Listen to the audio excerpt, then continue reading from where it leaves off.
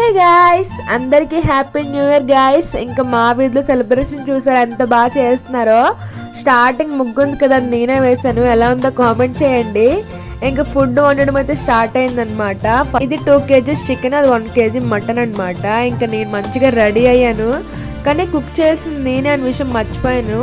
ఇంకా ఫైనల్గా ఫస్ట్ అయితే బిర్యానీ స్టార్ట్ చేశాను, ఎందుకంటే ఇది బాగా టైం తీసుకుంటుంది బాయిల్ అవ్వడానికి.